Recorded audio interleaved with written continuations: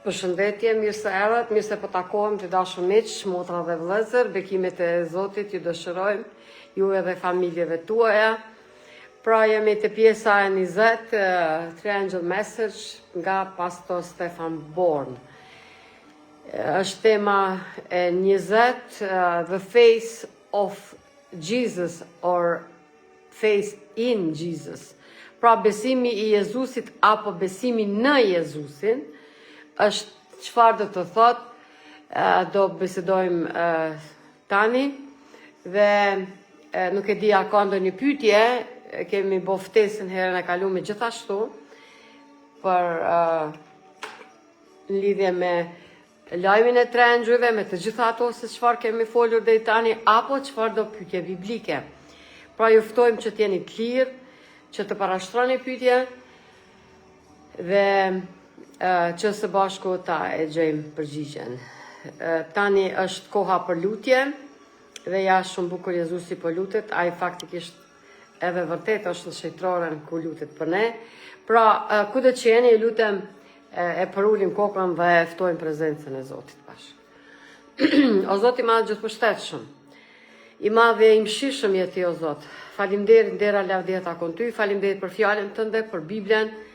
Faleminderit për mëshirën, dashurinë tënde. Të lutem, o Zot, që fjala jote të kuptohet. Ti o Zot fal përmes nesh, jo na, as une, as një njeri, por ti ke porosi për ne, na udhëheq o Zot drejto, të mund të kuptojmë dhe të shpjegojmë mirë se çfarë do të thot besimi në ty, apo çfarë ke besimi këti na ke tregu. Ndera lavdia takon ty, bekoj dashur ton, familjet tona, beko kohën, beko jetën, punën, shëndetin dhe t'jem të udhëhequr prirë nga ty në çdo segment të jetës tonë. Falenderojmë, të adhurojmë në emrin Atit, Birit, Frymës Shejt. Amen. Amen. Pra ju përshëndesim kështu live dhe si zakonisht e kthejmë që atje të mund të përcjellim vargjet edhe komentet pra pas kohës së lutjes, që besoj që u lutem bashkë dhe ju gjithashtu kudo që jeni. Lutemi, fillojmë me temen, pra the faith of Jesus or faith in Jesus, besimi në Jezusin apo besimi i Jezusit. Dhe lajmi 3, angjulli 3, për cilën tani jemi duke folur nga hera kaluar, te Zbulesa 14:12 thot, këtu është durimi i shejtorëve, këtu janë ata që zbatojnë urdhërimet e Perëndis dhe besimin e Jezusit. Ata që kjo është karakteristik e njerëzve të Zotit në kohën e fundit. Pra, respektojnë urdhërimet e Zotit dhe kanë besimin e Jezusit. Verzionet e Biblës janë pothuajse të barabarta në kuptimin e shprehjes besimi i Jezusit, derisa disa e përkthejnë besimi i Jezusit, disa besimi i tij dhe të tjerë besimi në Jezusin. Pastor Born thot, unë mendoj që është sa i përket atij ma e pranueshme besimi në Jezusin. Të dyja përkthimet janë njësoj të lejueshme sipas rregullave gramatikore greke, cili është përkthimi më i saktë. Këtu duhet të merremi me debatin e lashtë mbi rëndësinë e besimit dhe veprave, ligji dhe hiri. Pra, a jemi në ligj apo jemi në hir? Ju i dini këto teori, disa thojnë ligji është shkëputur, na jemi në hir, por cila është vërtet çfarë thot Bibla. Dhe planin e shpëtimit, një hendek është legalizmi. Pra, është e mundur të zbatosh urdhërimet nga jashtë dhe të humbasësh. Pra, të jesh legalist, formalist, por saktësisht e vërteta nuk është ashtu. Jo i rilindur nga brenda. Ky i ri nuk trashëgoi jetën e përjashme sepse pretendonte se ishte një mbajtës i urdhërimeve. Në të dy hendeqet të përfundonit të binit, në hendekun e djathtë apo të majt hendekun e djathtë, si do qoftë, Zbulesa 14-12 ka një ekuilibër të përsosur. Theksohet rëndësia e zbatimit të urdhërimeve të Perëndis, që është vërtet e nevojshme, por theksohet në mënyrë të barabartë edhe nevoja në besimin e Jezusit. Tek Mateu 19:17-22, Jezusi Biblia na e tregon një shembull. Dhe thot kështu, atëherë i tha, pse më quan të mirë, askush nuk është i mirë përveç njërit, do me thënë Perëndis, por nëse do të hyesh në jetë, zbato urdhërimet. Sepse një i ri ju afruaj edhe pyeti Jezusin, çfarë më duhet të bëj të marr jetën e përjetshme? Dhe çfarë i tha Jezusi? Nëse do të hyesh në jetë, zbato urdhërimet. Dhe ai tha, cilat? Dhe Jezusi i tregoi se cilat urdhërime. Urdhërimin mos vrit, mos shkel kuroren, mos vjedh, mos bë dëshmi të rreme, ndero prindin, nënën dhe baban tënd, dhe duaj të afërmin por si vetveten. Kjo është. Dhe i riu, pasanik i cili u afrua Jezusit, i tha, të gjitha këto i kam ruajtur që nga rinia ime. Çfarë më mungon akoma? Jezusi i tha, nëse do të hysh në jetë, të jesh i përsosun, shko shit të kesh dhe jepi të varfërve dhe do të kesh një thesar në qiell. Pastaj eja e më ndiq. Por i riu, kur i dëgjoi këto fjalë, u larguai treshtuar sepse kishte shumë pasuri. Vërtet, ai ishte ky çun, vërtet ai mbante dhe urdhërimet, por pse i mbante? I mbante vetëm që të ketë benefite, jo nga dashuria dhe nga bindja, nga besimi, por vetëm në mënyrë formale që të përfitoj pra jetën e përjetshme. Jeta e përjetshme është dhuratë e Zotit që Zoti do të na jep, jo për shkak që ne i mbajmë vetë urdhërimet dhe jemi njerëz të mirë të drejtë, por për shkak që e duam dhe i besojmë. Një shëmbëltyr tjetër që do e marrim tani është shëmbëltyra për fariseun dhe tangamledhësin. Çfarë thot? Lexojmë te Luka 18 nga vargu 9 deri te vargu 14. Ai tha edhe këtë shëmbëltyr për disa që besonin në veten e tyre se ishte të drejtë dhe i përçmonin të tjerët. Dhe shëmbëtyra thot kështu: dy burra u ngjitën në tempull për të lutur. Njëri fariseu dhe tjetri tangamledhës. Fariseu qëndroi në këmbë dhe u lut kështu në vete: O Perëndi, të falenderoj që nuk jam si njerëz të tjerë, e zvatës, të padrejtë, kurrëshkelës, ose edhe si ky tangamledhës. Unë agjëroj 2 herë në javë, jap të 10 e gjithçkaje çka kam. Dhe tangamledhësi, duke qëndruar larg, as nuk deshi t'i ngrite sy drejt qiellit, por rrihte gjoksin e tij duke thënë: O Perëndi, je i mëshirshëm me mua mëkatarin. Unë po ju them se ky njeri zbriti në shtëpinë e tij i shfaqsuar dhe jo tjetri, sepse kushdo që e lartëson veten do të përulet, dhe ai që do të përul veten do të lartësohet. Kjo është ajo çka Zoti e vlerëson. Djali më i madh në historinë e djalit plankprishës ishte një bir që me mentalitet shërtori. Çfarë ndodhi? Çka thot parabola, shëmbëltyra?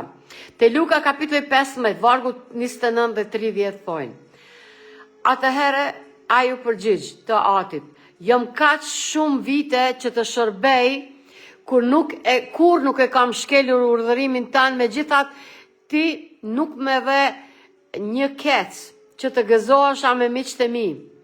Por sa po erdhi ky biri yt që e ka prishur pasuninë tënde me prostituta, ti i athere viçin e majmur. Pasi që djali plankprishës u kthye, babai duke pritur me gëzim, dhe kur më në fund erdhi u gëzua dhe bëri fest.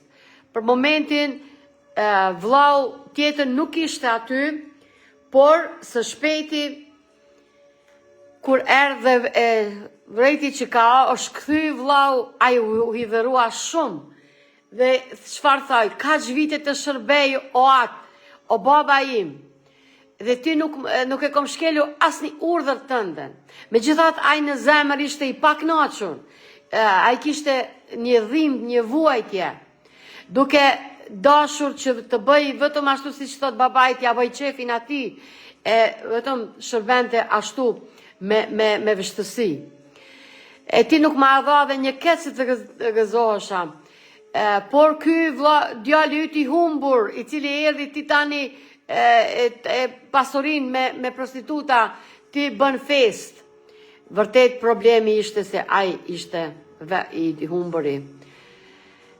Punëtorët e vreshtit te Mateu 20. Mateu 20 nga vargu 10 lexojmë bashk. Por kur erdhen të parët, menduan se do të marrin më shumë, dhe gjithashtu morën nga 1 denar secili. Dhe pasi e morën, u ankuan kundër pronarit të tokës, duke thënë, këta të fundit punuan vetëm një orë, dhe ti i bëre të barabartë me ne që mbajtën barën dhe vapen e ditës.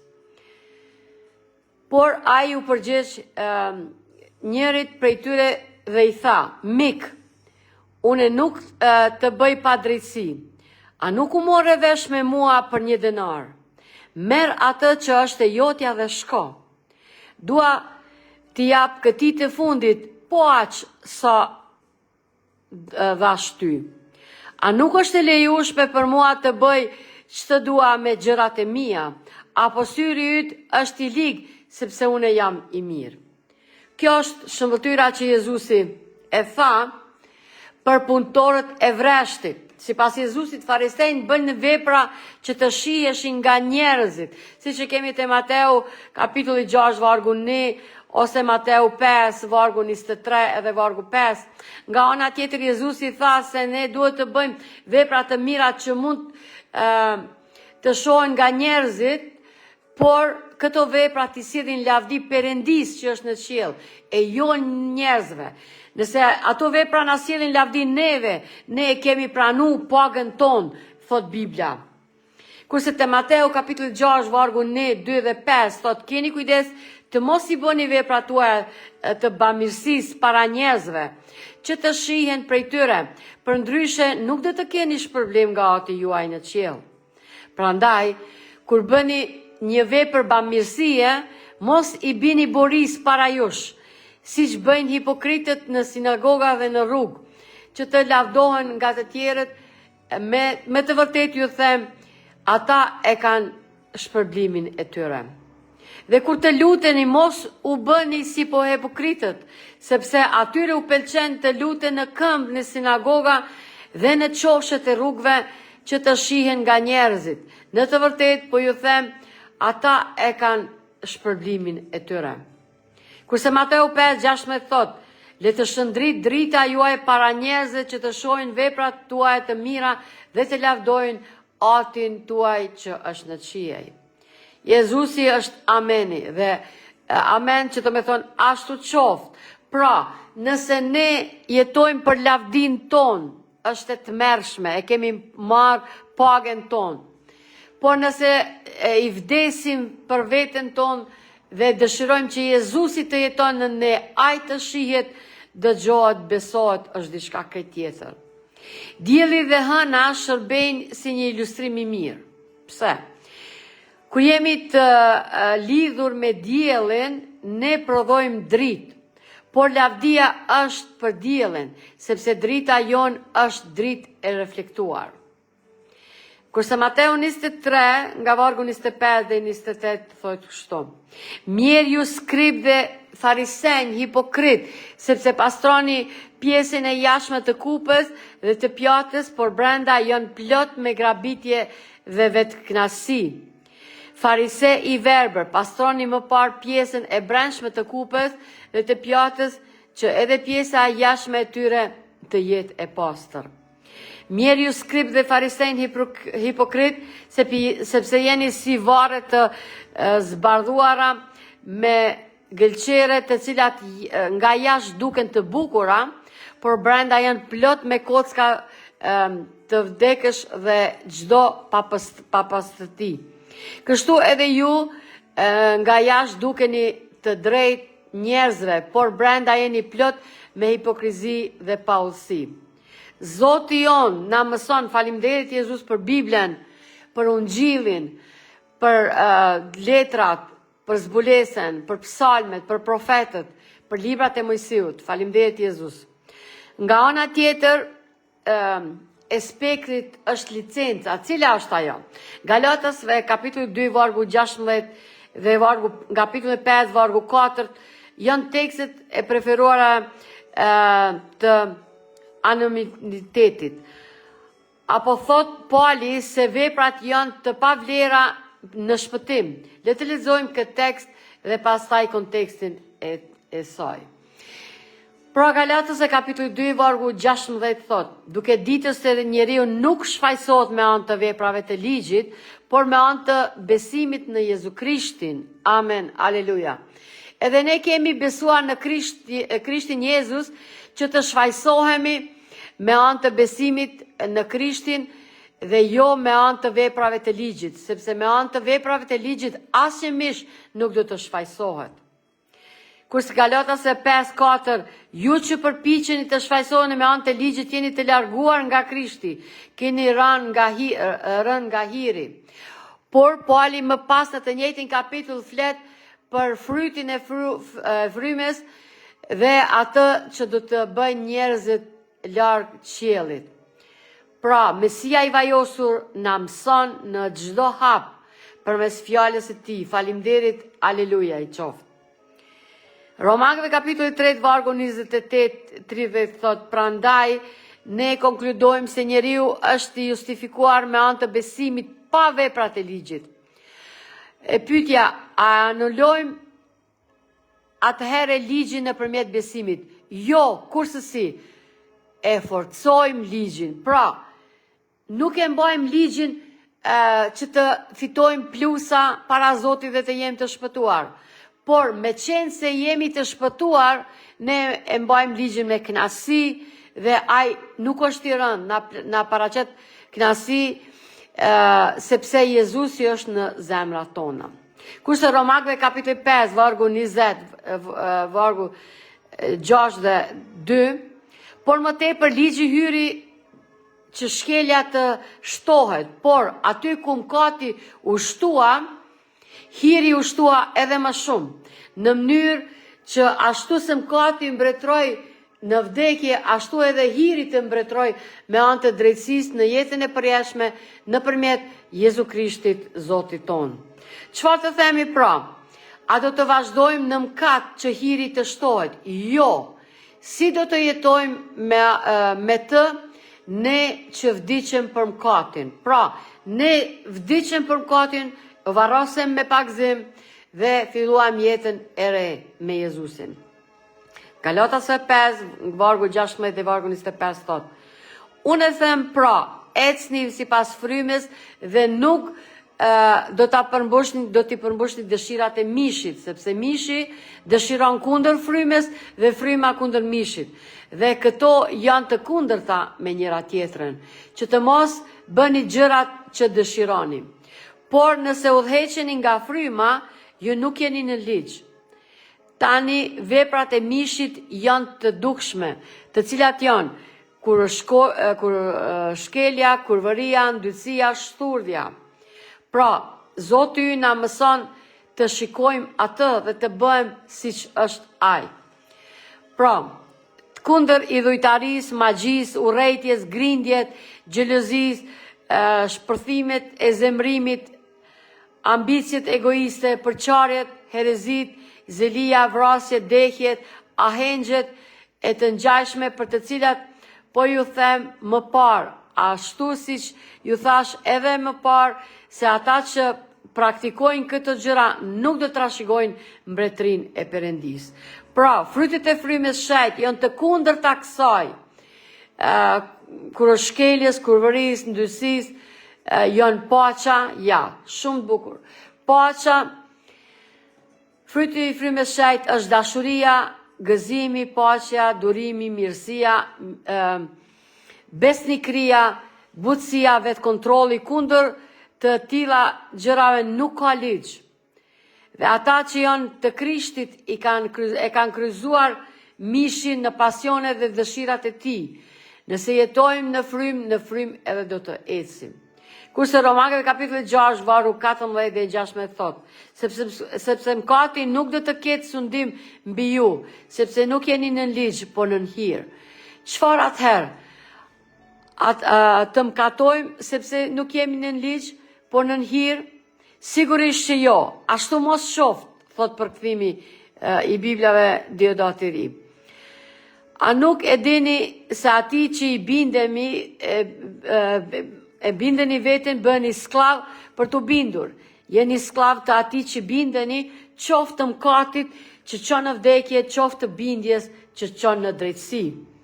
Kurse Titi kapitulli 1 vargu 16 thot, ata pohojnë se e njohin Perëndin, por me veprat e mohojnë atë, duke qenë të neveritshëm, të pabindur dhe të pa kualifikuar për çdo vepër të mirë. Kurse letra pare Gjonit, kapitulli 2, vargu 3 dhe vargu 4 thot, nga kjo e dim se njohim atë, nëse i zbatojmë urdhërimet e tij. Ai që thot, unë e njoh atë dhe nuk i zbaton urdhërimet e tij, është gënjeshtar dhe e vërteta nuk është në të.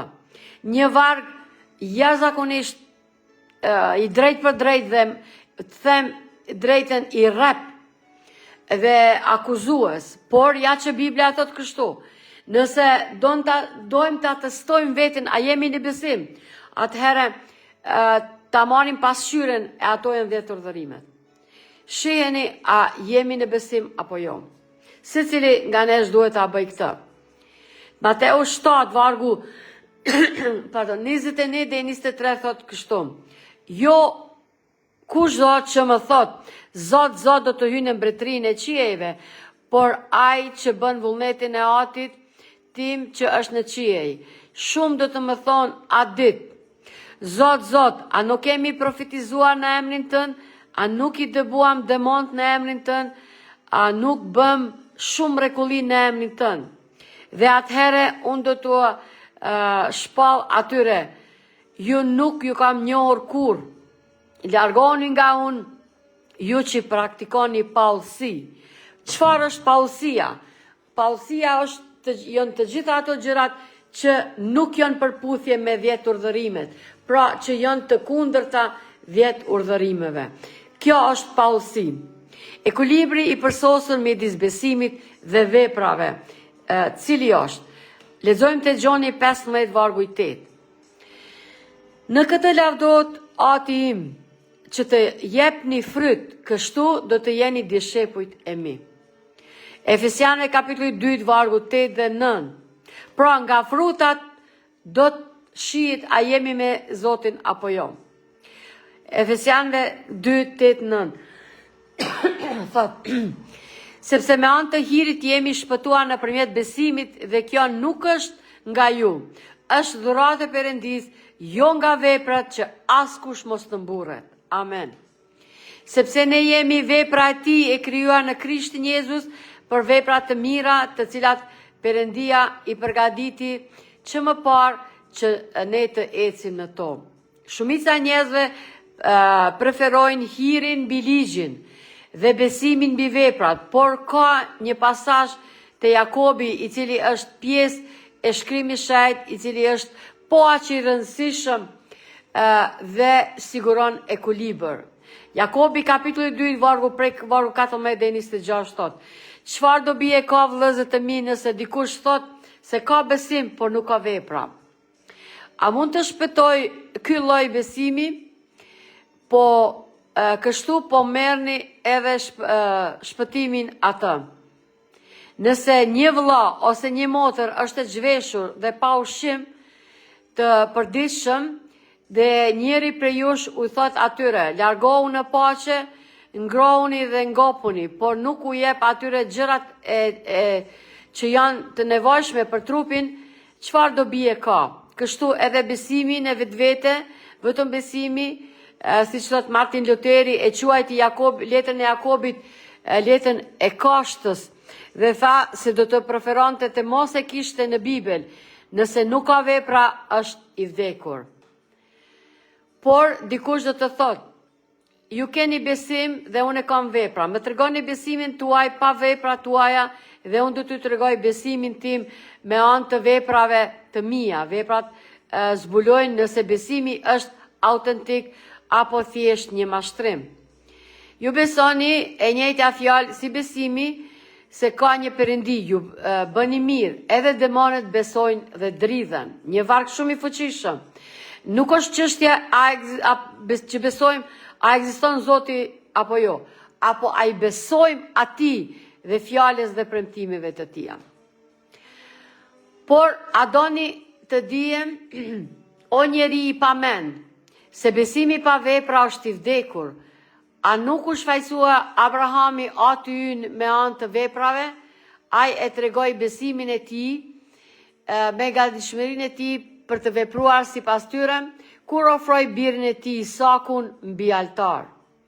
A sheh se besimi bashkëpunonte i përkryer tregon veprimin të vazhdueshëm me veprat e tij dhe me anë të veprave besimi u bë i përsosur, i plot. Dhe u përmbush shkrimi që thot, Abrahami besoi Perëndis dhe kjo ju numërua atij për drejtësi. Dhe ai e quajti mik i Perëndis. A shihni pra se njeriu shfaqsohet me anë të veprave dhe jo vetëm me anë të besimit. Por po kështu a nuk u shfaqsua edhe Rahabi prostituta me anë të veprave kur i priti lajmtarët dhe u dërgoi nga një rrugë tjetër, sepse ashtu si trupi pa frym është i vdekur, po ashtu dhe besimi pa vepra është i vdekur. Pra, vetëm besimi. Martin Luteri e quajti Jakobin, ju e dini reformatori i madh gjerman, që predikoi shpëtimin me besim, e jo me merita. Pra, i pari i cili këtë çështje e përhapi në Gjermani e mandej dhe në vende tjera. Pra, Martin Luteri e quajti Jakobin letër e kashtës dhe tha se do të preferonte që mos kishte në Bibël, nëse nuk ka vepra është i vdekur, por dikush do të thotë, ti ke besim, unë e kam vepra, më trego besimin tënd pa veprat e tua dhe unë do të tregoj besimin tim me anë të veprave të mia. Veprat zbulojnë nëse besimi është autentik apo thjesht një mashtrim. Ti beson e njëjta fjalë si besim se ka një Perëndi, mirë bën, edhe demonët besojnë dhe dridhen. Por a do të dish o njeri pa mend se besimi pa vepra është i vdekur? A nuk u shfaqsua Abrahami aty ynë me anë të veprave? A e tregoi besimin e tij me anë të gatishmërisë së tij për të vepruar sipas tyre kur ofroi Isakun birin e tij në altar. A sheh se besimi vepronte së bashku përkryer tregon veprimi të vazhdueshëm me veprat dhe me anë të veprave besimi u bë i përsosur, pra i plot. Dhe përmbushkimi Abrahami besoi Perëndis dhe kjo ju numërua për drejtësi dhe ai u quajt mik i Perëndis. Pra, ja ky është Abrahami, i cili i lindi fëmia në moshë të shtua dhe ai kur Zoti e ofroi i kërkoi që ta e flionte fëmijën të cilin e priti 25 vite që të lind edhe kur lindi dhe u rrit deri në një moshë, Zoti kërkoi që ta flionte dhe Abrahami ishte i gatshëm. Dhe që të humbaste të vetmin bir që e kishte me Sarën, me bashortën e tij ligjore, dhe e deshi ma shumë Zotin se birin të cilin e ka prit aq gjatë. dhe i lindi në pëqrin e tij. Theksi i Paulit, ja e kemi këtu tani Apostol Paulin, një foto e bukur Apostol Paulit, bie në mbi mënyrën se si shpëtohet, dhe theksi i Jakobit ishte mbi mënyrën se si do të jetojmë vëllezërit vërtet të shpëtuar. Pauli u përball me ta, me armiqtë e tij, që thonë se janë shpëtuar ose justifikuar me anë të veprave dhe jo me anë të besimit. Pra, Apostol Pauli përdor shembullin e Abrahamit në fillim të jetës së tij dhe Jakobi e përdor atë në fund. Pra, është një foto e bukur nga filmi Apostol Pauli, apostulli i Jezusit. Kurse Jakobi, ata që thonë se janë shpëtuar ose justifikuar me anë të besimit dhe jo me anë të veprave, ata të cilëve Pauli u shkruan duhet të dëgjojnë për hirin e Perëndis. Ata të cilëve Jakobi u shkruan duhet të dëgjojnë për ligjin. Përkufizimi i veprave nga Pauli dhe Jakobi është ndryshëm. Për Paulin veprat janë negative sepse kryhen për të fituar shpëtimin, por për Jakobin veprat janë të mira sepse kryen si fryt i shpëtimit. Në fakt, Pauli u pajtua me Jakobin për këtë çështje, pasi tha se ata që kërkojnë të justifikohen me anë të ligjit kanë rënë nga hiri. Ai thot se besimi duhet të veprojë me anë të dashurisë. Besimi dhe veprat janë dy anë e një monedhe. Veprat janë manifestimi i dukshëm i besimit. Kurse Galatasve kapitulli 5, vargu 6 thot, sepse në Krishtin as rrethprerja, as pa rrethprerja nuk kanë vlerë, por vetëm ai besimi që vepron nëpërmjet dashurisë. Çfarë është më e rëndësishme? Trupi apo frymarrja? Fakti është se të dyja duhet të janë së bashku që të janë efektive. Vëni re ekuilibrin midis besimit dhe veprave.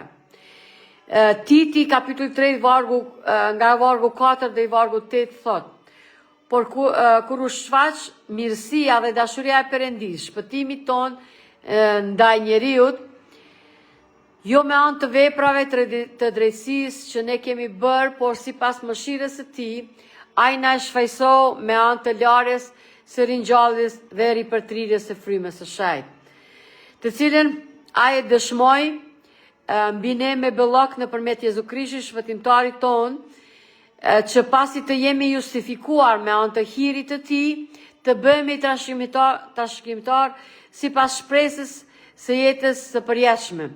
Kjo është një fjalë e besueshme dhe këto gjëra dua t'ua pohoni vazhdimisht, që ata që kanë besuar në Perëndin të kujdesen të bëjnë vepra të mira. Njeriu nuk shfaqsohet vetëm me anë të besimit ose vetëm me anë të veprave, ose me një kombinim të besimit plus veprave, por me anë të një besimi të vërtet që vepron.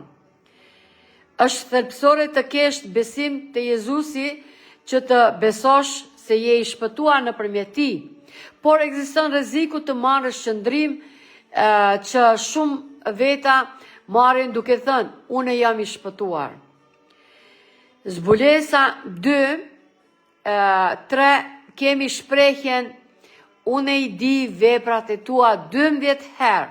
Pra në zbulesën kapitulli 2 dhe kapitulli 3, Jezusi 12 herë thot unë i di veprat e tua, unë i di veprat e tua, unë i di veprat e tua, unë i di veprat e tua. Pra, ne, jemi para Zotit, është e hapur çdo gjë dhe Zoti i sheh dhe i vlerëson. E tia është që ti vlerëson.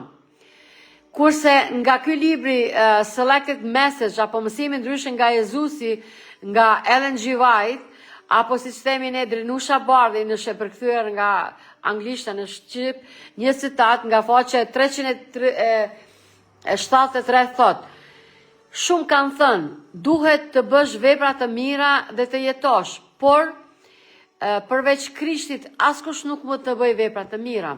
Shumë njerëz sot thonë, beso, vetëm beso dhe jeto. Besimi dhe veprat shkojnë së bashku.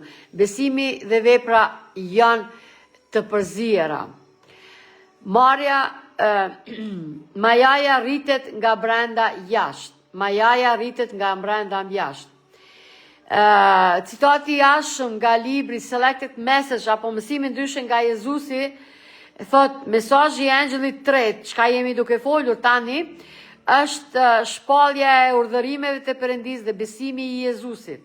Urdhërimet e Perëndisë janë shpallur, por besimi i Jezu Krishtit nuk është shpallur nga adventistët e ditës së 7, si i një rëndësie të barabartë, ligji dhe ungjilli shkojnë krah për krah. Nuk mund të gjej gjuhë për të shprehur këtë temë në plotësinë e saj. Besimi i Jezusit flet për të, por kur kuptohet çfarë përmban besimi i Jezusit që i përket mesazhit të Angjëllit tret. Jezusi duke u bërë bartës i ynë i mëkateve, që ai të mund të bëhet shpëtimtari ynë falës i mëkateve. Ai u trajtua ashtu siç e meritojmë ne të trajtohemi. Ai erdhi në botë tonë dhe mori mëkatet tona që ne të mund të marrim drejtësinë e tij. Dhe besimi në aftësinë e Krishtit për të na shpëtuar plotësisht dhe tërësisht është besimi i Jezusit. Ellen G. White, Selected Message, vëllimi 3, faqe 172, pra e kemi përkthyer fatmirësisht edhe në gjuhën shqipe. Kurse citati i jashtëm thot, ky mesazh kishte për qëllim të sillte në mënyrë të spikatur para botës shpëtimtarin e ngjitur, sakrificën për mëkatet e të gjithë botës. Ai paraqiste justifikimin nëpërmjet besimit në siguri, i cili ftonte njerëzit të pranonin drejtsinë e Krishtit, e cila manifestohet në bindjen ndaj të gjithë urdhërimeve të Perëndisë. Ky është mesazhi që Perëndia urdhëroi të jepej botës. Është mesazhi i tretë i Angjëllit, i cili duhet të shpallte me zë të lartë dhe të shoqërohet me derdhjen e frymës së tij në një masë të madhe. Ungjillizimi, libri Evangelizacion, pra nga njësoj nga Ellen G. White, faqe 191. Kjo është shumë e bukur dhe shumë e thellë, pra është mesazhi i Angjëllit tret, i cili duhet të shpallet me zë të lartë dhe të shoqërohet me dridhjen e frymës së tij në një masë të madhe. Ashtu siç thot Jeremia te kapitulli 31 vargu 31 deri 33. Ja po vin ditët, thot Zoti, kur unë do të bëj një beslidhje të re me shtëpinë e Izraelit dhe me shtëpinë e Judës. Jo sipas beslidhjes që bëra me etërit e tyre ditën kur i mora përdore për t'i nxjerrë nga vendi i Egjiptit. Besidhen time që ata e shkelen, megjithatë isha burri tyre, thot Zoti. Por kjo është beslidhja që unë do të bëj me shtëpinë e Izraelit pas atyre ditëve, thot Zoti. Unë do ta vë ligjin tim në mendjet e tyre dhe do ta shkruaj në zemrat e tyre dhe unë do të bëhem perëndi i tyre dhe ata do të jenë populli im. Aleluja. Babilonia e kohës së fundit karakterizohet nga dy ekstreme të falsifikuara në marrëdhënie midis ligjit dhe ungjillit. Citati është The Great Controversy, apo siç e kemi shqip lavdi Zotit, këtë libër të mrekullueshëm, citati i cili thot kështu: një studim lutje e Biblës do t'ua tregonte protestantëve karakterin e vërtet të papatit dhe do t'i bënte ata të neverishin dhe të shmangshin atë. Por shumë janë aq të mençur në mendjen e tyre, sa që nuk ndjejnë nevojën të kërkojnë me përvërsi Perëndin që të mund të tërhiqen drejt të vërtetës. Edhe pse krenohen me ndriqimin e tyre, ata janë ignorant si për shkrimet, ashtu edhe për fuqin e Perëndis. Ata duhet të kenë disa mënyra për të qetësuar ndërgjegjen e tyre dhe kërkojnë atë që është më pak shpirtërore dhe poshtruese. Ajo që dëshirojnë është një metodë për të harruar Perëndin, e cila do të kaloj si një metodë për të kujtuar atë. Papati është përshtatur mirë për të përmbushur nevojat e të gjithë këtyre.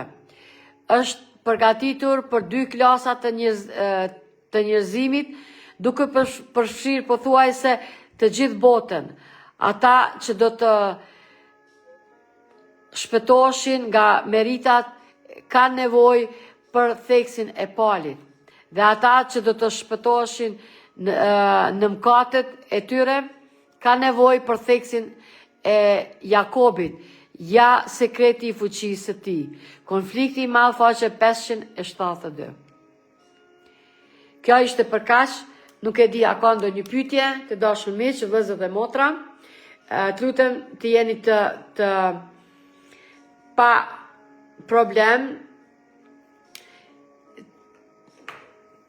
të parashtroni pyetje, çfarë do që ju intereson rreth zbulesës apo rreth Biblës, dhe ne do t'ju përgjigjim. Deri herën e ardhshme, ju përshëndesim, Zoti ju bekoft.